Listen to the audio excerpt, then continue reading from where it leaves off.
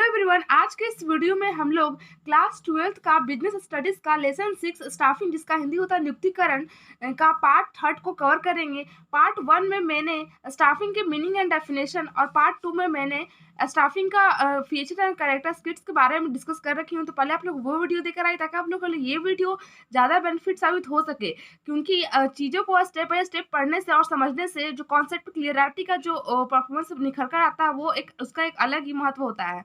तो इस वीडियो में हम लोग स्टाफिंग अर्थात नियुक्तिकरण का महत्व अथवा नियुक्तिकरण की आवश्यकता, importance of staffing and need of staffing के बारे में डिस्कस करेंगे। तो स्टाफिंग के महत्व अर्थात जब भी क्वेश्चन में आप लोग को दिखे कि किसी भी टॉपिक से रिलेटेड आए तो उसका इंपॉर्टेंस पूछे या फिर नीड पूछे या फिर एडवांटेजेस पूछे तो तीनों एक ही टॉपिक है, मतलब तीनों में से को भी आए तो आप लोग कंफ्यूज नहीं होइएगा। आप लोग बस एक ही चीज़ को समझ के लिखिए। जैसे महत्व को आप लोग समझ रखे हैं तो वही उसका लाभ है और वही उसका आवश्यकता है। तीनों एक ही चीज़ है, बस अलग अलग उसको नाम से देखा जा रहा है। तो नियुक्तिकरण के महत्व को हम लोग समझने से पहले इसका थोड़ा सा बेसिक मीनिंग में समझाना चाहूँगी ताकि आप लोग के लिए ये और अच्छी तरह से पानी की तरह समझने में आ जाए।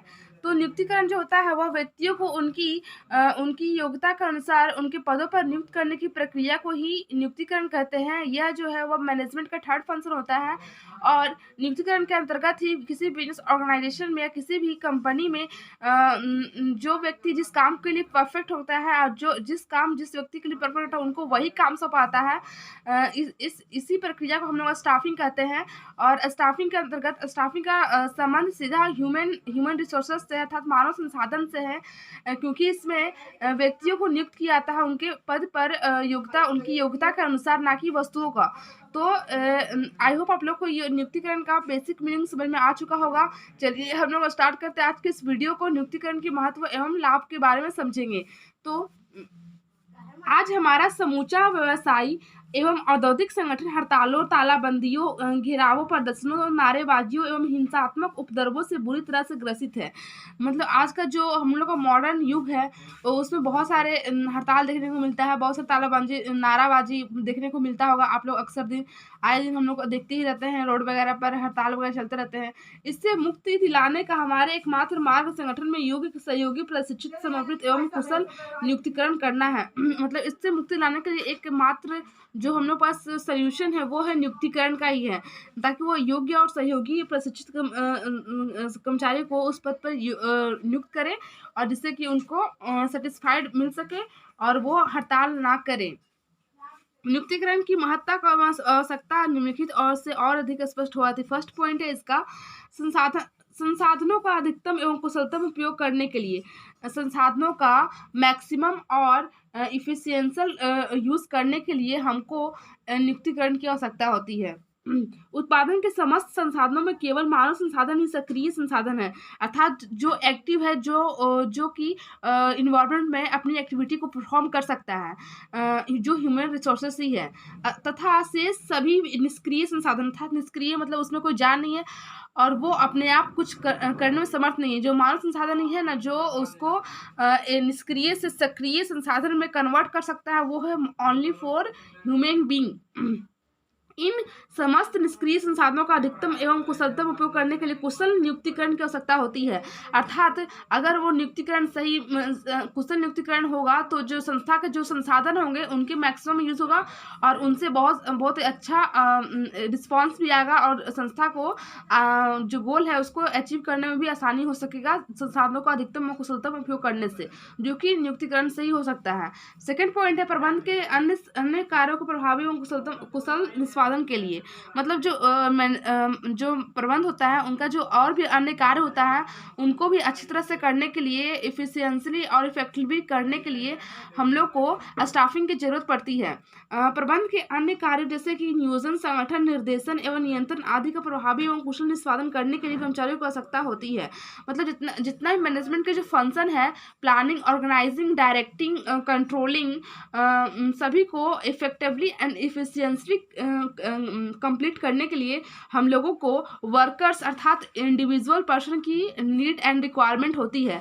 इसलिए नियुक्तिकरण प्रक्रिया जो है वह मैनेजमेंट में बहुत ही इंपॉर्टेंट रोल प्ले करता है। इसके बिना हम लोग बिजनेस ऑर्गेनाइजेशन के सक्सेस होने का हम लोग कोई इमेजिन ही नहीं कर सकते हैं।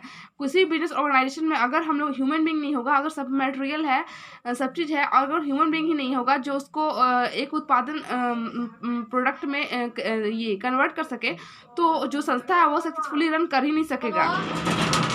इसलिए नियुक्तिकरण ही जो है वह किसी भी संस्था को आगे बढ़ाने में अपना महत्वपूर्ण भूमिका निभाती है। इसलिए इससे संस्था को बहुत ही ज़्यादा बेनिफिट होती है। इसकी उपलब्धि नियुक्तिकरण द्वारा की जाती है। इस प्रकार नियुक्तिकरण अन्य सभी प्रबंधकीय कार्यों की कुंजी है, अर्थात नियुक्तिकरण को अन्य कार्यों की भी कुंजी मानी जाती है प्रबंध के फील्ड में। नेक्स्ट पॉइंट है, थर्ड पॉइंट है उत्पादन तथा उत्पादकता में वृद्धि। अगर हम लोग सही व्यक्ति को नियुक्त करेंगे, जो बिजनेस ऑर्गेनाइजेशन है, जो मैनेजर टॉप लेवल का, वो सही व्यक्ति को सही पद के लिए नियुक्त करता है, तो वो जो संस्था का जो उत्पादन है, जो प्रोडक्टिविटी क्रिएट करेगा, वो बहुत ही मैक्सिमम होगा, और जिससे कि संस्था को बहुत ज़्यादा ये बेनिफिट होगा। और क्योंकि ज़्यादा वो उत्पादन करेगा तो ज़्यादा सेल्स होगा, मार्केट में ज़्यादा सेल्स होगा तो ज़्यादा इनकम होगा, जिससे कि बिजनेस ऑर्गेनाइजेशन का फाइनेंशियल कंडीशन भी बहुत ही अच्छी रहेगी, और बिजनेस जो है वो मार्केट में अच्छी तरह से रन कर पाएगी। उत्पादन तथा उत्पादकता दोनों में वृद्धि के लिए यह परम आवश्यक है कि उपयुक्त एवं कुशल कर्मचारियों को नियुक्त किया जाए और सही व्यक्ति को सही कृत्य पर लगाया जाए, अर्थात सही व्यक्ति को सही जॉब दी जाए, और जो कि अपने कार्य को सक्सेसफुली और रिस्पॉन्सिबिलिटी से निभाए और संस्था को गोल को अचीव कर पाए, ताकि उसकी पूर्ण क्षमता का उपयोग किया जा सके, ताकि उसके अंदर जितने भी स्किल है, जितने भी नॉलेज है, जितने भी अंदर का क्रिएटिविटी है, वो निखर कर सामने आ सके और उससे संस्था को बहुत ही बेनिफिट मिल सके।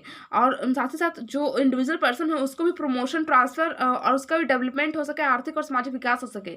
इसके लिए नियुक्तिकरण बहुत ही आवश्यक प्रक्रिया है किसी भी मैनेजमेंट या किसी भी व्यवसाय के गैर व्यावसायिक प्रक्रिया में। उत्पादन तथा उत्पादकता दोनों में वृद्धि होने से उत्पादन की मात्रा और गुणवत्ता में वृद्धि होती है।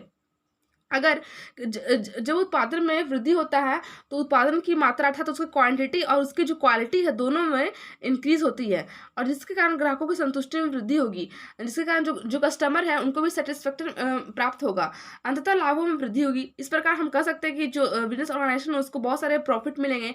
ऐसा करने से उपक्रम का भविष्य निश्चित रूप से उज्जवल होगा। ऐसा जब होगा तो जो उपक्रम है, जो संस्था है, जो बिजनेस ऑर्गेनाइजेशन है, उसका जो फ्यूचर है वो बहुत ही ब्राइट होगा। 4 पॉइंट है योग्य कर्मचारियों की खोज में सहायक।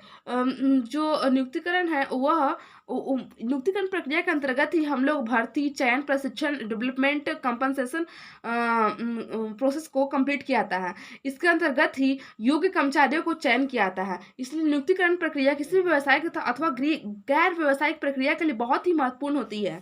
प्रभावी नियुक्तिकरण योग्य, सक्षम, अनुभवी कर्मचारियों की खोज में सहायता प्रदान करती है। अर्थात कहने का मतलब है नियुक्तिकरण एक ऐसा प्रक्रिया है जो कि बहुत ही कैपेसिटी वाले, एबिलिटी वाले वर्कर, जो कि बहुत ही एक्सपीरियंस हो, उसको कुछ एक्सपीरियंस गेन कर रखे, वो कर्मचारी को ढूंढ कर लाती है। कौन? नियुक्तिकरण प्रक्रिया के अंतर्गत ही लाया जाता है, जो किसी उपक्रम के लिए वास्तविक निधि होते हैं, जो किसी भी कंपनी का बहुत ही अच्छा मतलब ये कैसे होते हैं, एक तरह का वो धन दौलत होता है एक तरह का। 5वां पॉइंट है कृत्य संतुष्टि के लिए। नियुक्तिकरण से सही व्यक्ति को उसकी रुचिकर कुशलता एवं क्षमता के अनुसार सही कृत्य पर नियुक्ति किया जाता है। अर्थात नियुक्तिकरण के अंतर्गत ही जो व्यक्ति जिस काम के लिए इंटरेस्टेड है, जिस काम के लिए कैपेबल है, उसको वही काम दिया जाता है, उसको वही जॉब दी जाती है। इससे उससे कृत्य संतुष्टि प्राप्त होती है। इसके परिणाम स्वरूप वह मन लगाकर अपनी पूर्ण क्षमता से उपयोग करते हुए अपने कृत्य पर कार्य निष्पादन करता है, जिसके परिणाम स्वरूप कृत्य की संतुष्टि प्राप्त होती है। अगर जो पर्सन है उसको अपने मन के अनुसार इंटरेस्टेड काम मिल सकेगा तो वो अपने काम को अच्छी तरह से परफॉर्म कर पाएगा, और बिजनेस ऑर्गेनाइजेशन को भी बेनिफिट होगा और उस पर्सन को भी बेनिफिट होगा, उसका भी सामाजिक और आर्थिक जीवन स्तर में सुधार होगी, जिससे कि वह उसको भी सेटिस्फैक्शन मिल सकेगा अपने इस काम को करते हुए। आई होप आप लोग को वीडियो अच्छी लगी हो। Thank you so much watching this video.